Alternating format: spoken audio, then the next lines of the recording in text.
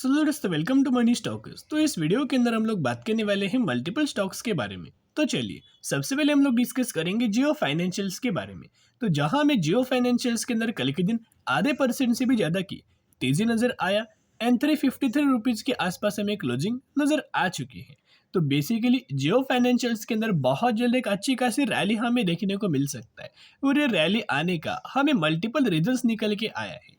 तो हम लोग क्या करेंगे, एक एक रीजंस के बारे में आपके साथ शेयर करने की कोशिश करेंगे ताकि आपको समझ में आएगा बहुत जल्द कंपनी के अंदर तेजी आ सकता है। तो चलिए एक एक करके अपडेट्स के बारे में कवर अप कर लेते हैं। आप सभी को पता होगा जियो फाइनेंशियल्स को हम लोग जब से 220 रुपए के आसपास ये कंपनी ट्रेड कर रहा है तब से हम लोग आपके साथ शेयर करते आ रहे हैं एंड तब से अगर आप कंपेयर करके चलेंगे लगातार कंपनी के अंदर उसके बाद हमें तेजी देखने को मिला, राइट। अभी अगर आप देखोगे तो थोड़ी बहुत हमें प्रॉफिट बुकिंग जियो फाइनेंशियल्स के अंदर देखने को मिला है। कुछ समय से कंपनी थोड़ा बहुत गिरावट के अंदर मिल रहा है एंड करीब करीब टॉप से लेके करंट प्राइस तक अभी तक हमें जियो फाइनेंशियल्स के अंदर 9% तक की गिरावट नजर आया।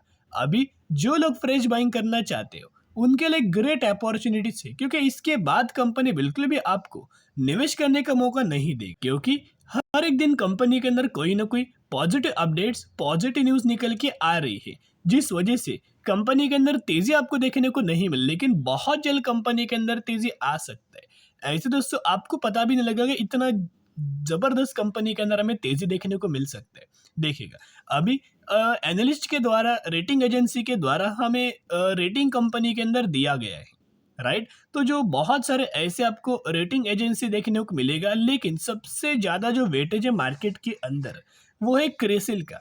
तो क्रिसिल रेटिंग के द्वारा हमें रेटिंग दिया गया है जियो फाइनेंशियल्स को लेके। इनके द्वारा पहले दोस्तों रेटिंग क्या था, क्रिसिल A1+ हमें रेटिंग दिया गया था। अभी इनके द्वारा उस रेटिंग को अपग्रेड किया गया है और रेटिंग दिया है क्रिसिल AAA स्टेबल। इस तरीके से रेटिंग हमें प्रोवाइड किया है। तो ये रेटिंग पहले से बहुत अच्छे खासा पॉजिटिव व्यू के अंदर हमें अपग्रेड किया गया, जिस वजह से कंपनी के अंदर बहुत अच्छी खासी रैली आ सकता है, जिसका रिएक्शन हमें अभी तक देखने को नहीं मिला। उसके साथ साथ रिसेंटली दोस्तों आपको पता होगा ये खबर आया था 28 जून को। इसका भी कोई रिएक्शन हमें जियो फाइनेंशियल्स के अंदर देखने को नहीं मिला। अभी अपडेट्स क्या था मैंने पहले भी आपके साथ शेयर किया था, उस टाइम भी हमने आपके साथ डिस्कस किया था। Jio financials Zomato likely to be included in Nifty 50 under new FNO rules, यानी कि एफएनओ सेगमेंट के अंदर निफ्टी 50 के अंदर जियो फाइनेंशियल्स एंड जोमेटो के दोस्तों फाइनली हमें एंट्री मिल चुका है। और इनका ये भी मानना है कि अगर इनका एंट्री होता है तो जियो फाइनेंशियल्स के अंदर, यानी कि जियो फाइनेंशियल्स के अंदर करीब करीब $466 मिलियन का एक बहुत बड़ा पैसिव फंड बाइंग किया जा सकता है, एक बहुत बड़ा इन्वेस्टमेंट आ सकता है। ये हुआ जियो फाइनेंशियल्स को लेके। एंड जोमेटो के लेके बोला गया है कि $491 मिलियन का एक बहुत बड़ा पैसिव फंड बाइंग हमें हो सकता है। तो कहीं ना कहीं अगर आप ऑब्जर्व करके चलेंगे, जियो फाइनेंशियल्स बेसिकली फाइनेंस सेक्टर से बिलोंग कर और इनका बिजनेस है वो भी बहुत अच्छा है। तो कुछ आपके साथ मैं इनके सर्विसेज शो करना चाहूंगा ताकि आपको समझ में आएगा ये कंपनी क्या क्या सर्विसेज इनके क्लाइंट्स को, इनके कस्टमर्स को प्रोवाइड करता है। सबसे पहले कंपनी लोन प्रोवाइड करता है। जायज़ बात है कि अगर कोई फाइनेंस वाली कंपनी हो तो वो लोन तो प्रोवाइड करेगा ही करेगा। इंश्योरेंस ब्रोकिंग, फिर पेमेंट बैंक यानी कि यूपीआई पेमेंट आप कर सकते हो एंड पेमेंट सॉल्यूशंस के अंदर भी अच्छा खासा इसे यूटिलाइज करके आपको बेनिफिट मिल जाएगा। अभी जियो फाइनेंशियल्स का जो ऐप है हमें दोस्तों लॉन्च हो चुका है, तो उसके ऊपर आप जाके एक्सेस करके आप हर एक चीज़ें कर सकते हो। जहाँ अगर आपको लोन लेना है, बाइक लोन हो, कार लोन हो, होम लोन हो, वो आप ले सकते हो। इन्होंने होम लोन की भी फैसिलिटीज करंटली बढ़िया तरीके से इंक्रीज किया है। तो आप सभी को पता होगा कि जो एनालिस्ट के द्वारा या फिर जो कंपनी के द्वारा हमें जो लोन फैसिलिटी जो अवेलेबल करके देते हैं होम लोन्स का, ज़्यादा से ज़्यादा जो कंपनीज होम लोन्स प्रोवाइड करते हैं, राइट, कस्टमर्स को, उन कंपनीज को लॉन्ग रन के अंदर बहुत बढ़िया तरीके से बेनिफिट्स मिलता है। अभी बजाज फाइनेंस की अगर बात की जाए तो ये फाइनेंस कंपनी प्रोवाइड करते हैं। होम लोन्स के अंदर भी ये कंपनी फाइनेंसेस हमें प्रोवाइड करता है, होम लोन भी प्रोवाइड करता है। तो इस वजह से आप देख पा रहे हो कितना गजब का शेयर होल्डर्स को भी कंपनी ने मुनाफा दिया, राइट, बजाज फाइनेंस के द्वारा, एज वेल एज कंपनी को भी बढ़िया तरीके से फायदा हुआ। अभी टारगेट हमें दिया गया है, इनका जो मिनिमम टारगेट था ब्रोकरेज फर्म का वो 380 रुपये था, वो ऑलमोस्ट कंपनी ने अचीव किया। एंड मैक्सिमम का जो टारगेट दिया गया है 480 रुपये तक का हमें टारगेट दिया गया है। और जिस वजह से अगर आप जियो फाइनेंशियल्स के कुछ पैरामीटर्स देखोगे तो आप चौंक जाओगे। इतना गजब का कंपनी करंटली अच्छा परफॉर्म कर रहा है। ये सेल्स का डेटा है, यानी कि इसे आप रेवेन्यूज भी बोल सकते हो, जहां मार्च 2023 के अंदर 45 करोड़ था एंड मार्च 2024 के अंदर हो चुका है 1850 करोड़। यानी कि आप समझ सकते हो कितना गजब का में पैरामीटर्स ग्रो हुआ। फिर कंपनी का जो प्रॉफिट्स था वो 23 के अंदर 31 करोड़ था, अभी वो बढ़ के हो चुका है 1605 करोड़। यानी कि कंपनी का बिजनेस तो आगे बढ़ रहा है, लेकिन बिजनेसेस के साथ साथ कंपनी के पैरामीटर्स भी हमें ग्रो हो रहे हैं। अभी हम आ चुके जियो फाइनेंशियल्स के टेक्निकल चार्ट के अंदर। अभी दोस्तों एक पॉइंट आप हमेशा नोट करना कि म्यूचुअल फंड्स के द्वारा लगातार बहुत बड़ी बाइंग हमें की जा रही है। एफआईएस के द्वारा लगातार दोस्तों जो बड़े बड़े कंसल्टेंट्स है, बड़े बड़े ब्रोकरेज फर्म है या फिर बड़े बड़े इन्वेस्टर्स है, बड़े प्लेयर्स है, वो लोग लगातार अच्छी कंपनी के अंदर बाइंग करते हैं। तो टारगेट भी अच्छे खासा अपसाइड के लिए दिया गया है एंड अभी बड़ी तेजी के बाद कंपनी क्या है ना, एक प्रॉफिट बुकिंग भी कर रहा है, कंसोलिडेशन भी कर रहा है, लोगों को दिखा रहा है कि यहाँ से बड़ी गिरावट होने वाली है। लेकिन जो अच्छा कंपनी होता है ना, उन कंपनीज के अंदर गिरावट नहीं बल्कि ग्रोथ के ऊपर ग्रोथ, तेजी के ऊपर तेजी देखने को मिलता है। तो जैसे एक पॉइंट नोट करना, जैसे जियो फाइनेंशियल लेवल्स को निकालेगा आप देखते रह जाएंगे इतना अच्छा खासा तेजी आएगा। सिर्फ वनडे की कैंडल हमें इस तरीके से क्लोजिंग होना चाहिए ब्रेकआउट के समय।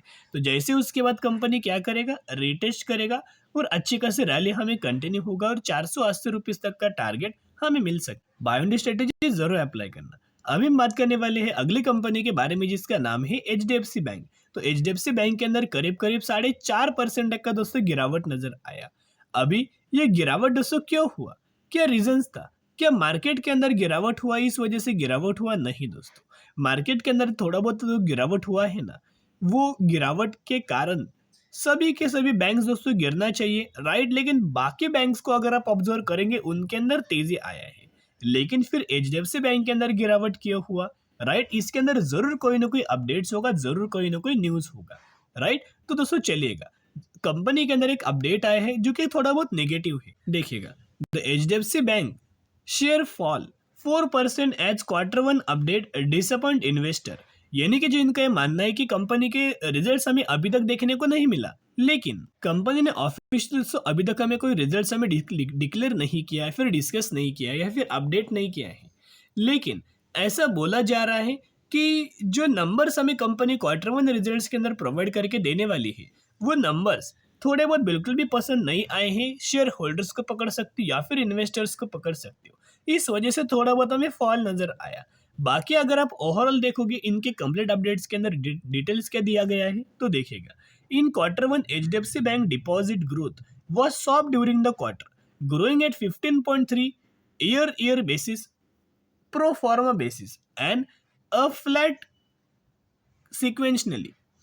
CASA declined 5% Q&Q, and as a result, the CASA ratio was down about 190 BPS Q&Q basis to 36%। यानी कि दोस्तों ये जो CASA रेशियो होता है, वो अगर कोई भी कंपनी का कम दोस्तों अगर होता है तो वो थोड़ा बहुत हमें नेगेटिविटी पॉइंट आता है।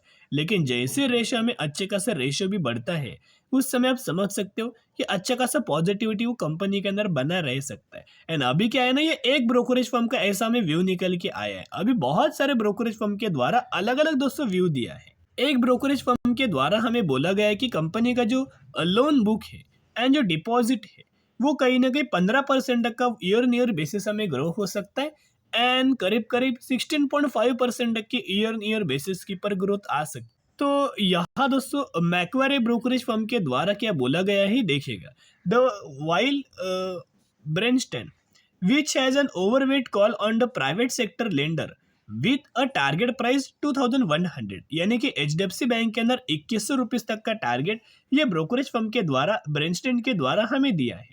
Noted that the lower CASA might offset gain from the better loan mix. A Macquarie expect NIM to remain broadly unaffected।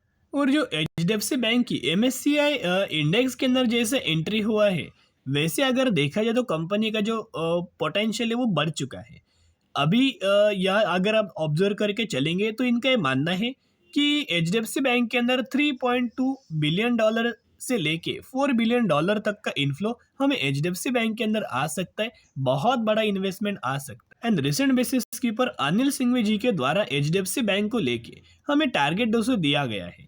तो यहाँ अगर आप ऑब्जर्व करके चलेंगे, इनका ये मानना है कि बहुत ज़्यादा चांस है कि एचडीएफसी बैंक 2,500 रुपीज़ तक का टारगेट हमें आने वाले फ्यूचर में अचीव करके दे सकता है। तो एक पॉइंट नोट करना, जैसी कंपनी के अंदर बड़ी आपको वीक वाली देखने को मिलेगा, गिरावट देखने को मिलेगा, वैसे म्यूचुअल फंड्स बहुत ज़्यादा एक्टिव होंगे एंड लगातार म्यूचुअल फंड्स के द्वारा बाइंग किया जाएगा। अभी तक का डेटा आपके साथ शेयर करना चाहूँगा हर एक महीने का, ताकि आपको समझ में आएगा कि इन मंथ्स के अंदर एचडीएफसी बैंक लगातार गिर रहा था, लेकिन यही गिरावट के अंदर उनके द्वारा म्यूचुअल फंड्स के द्वारा हमें बाइंग किया गया। देखिएगा, Jan, Feb, March, April and May लगातार हर एक महीने के अंदर आपको ग्रीन ही ग्रीन दिखाई देगा, क्योंकि ग्रीन इंडिकेट्स करता है बाइंग का डेटा एंड रेड इंडिकेट्स करता है सेलिंग का डेटा। यहाँ आपको क्या रेड दिखाई दे रहा है? नहीं। यानी कि क्या है, ऑलमोस्ट हमें लगातार म्यूचुअल फंड्स के द्वारा हर एक महीने के अंदर बहुत बड़ी बड़ी बाइंग हमें लगातार दोस्तों की जा रही है। तो एक ही रिक्वेस्ट मैं आपके साथ करना चाहूंगा, जितना कंपनी गिरावट के अंदर नजर आए उतना बाय ऑन स्ट्रेटेजी अप्लाई करना, ताकि आपको बताया कि अभी फ्राइडे के दिन यानी कि कल के दिन हमें गिरावट हुआ था एचडीएफसी बैंक के अंदर। तो जैसे एचडीएफसी बैंक के अंदर गिरावट हुआ ना, आफ्टर मार्केट ऑर्डर लग चुका है कितना, 12,450 क्वांटिटीज का आफ्टर मार्केट ऑर्डर लग चुका है करंट प्राइस के ऊपर। एंड ये ऑर्डर जो लगा हुआ है, ये ऑर्डर लगा है दोस्तों बाइंग साइड के लिए, यानी कि आप समझ सकते हो कि जैसे कंपनी गिरेगा, बहुत सारे ऐसे लोग हैं, बहुत सारे ऐसे इन्वेस्टर्स हैं, बहुत सारे ऐसे बड़े प्लेयर्स हैं, वो लगातार अच्छी कंपनीज के अंदर लगातार दोस्तों माल खरीदते जा रहे हैं। जैसे कि एफ पकड़ सकते हो, डी पकड़ सकते हो एंड म्यूचुअल फंड्स पकड़ सकते हो। तो बाय ऑन स्ट्रेटेजी जरूर अप्लाई करना, बहुत बड़े बड़े टारगेट हमें दिए गए हैं। अभी हम बात करने वाले हैं क्लेरा इंडस्ट्रीज लिमिटेड। 234 रुपीज़ पर ट्रेड करा और मैक्सिमम में 500% तक का रिटर्न ऑलमोस्ट शेयर होल्डर्स को दे चुका है। लेटेस्ट बेसिस के पर रिसेंटली कंपनी ने 4:1 रेशियो का बोनस अनाउंसमेंट किया है। अगर आपके पास इस कंपनी के 1 शेयर होंगे तो 1 के बदले आपको 4 शेयर मिलने वाले हैं, और वही एग्जीक्यूशन के बाद आपके पास हो जाएंगे 5 शेयर। इसी रेशियो के अंदर बोनस का आपको बेनिफिट मिलने वाला है।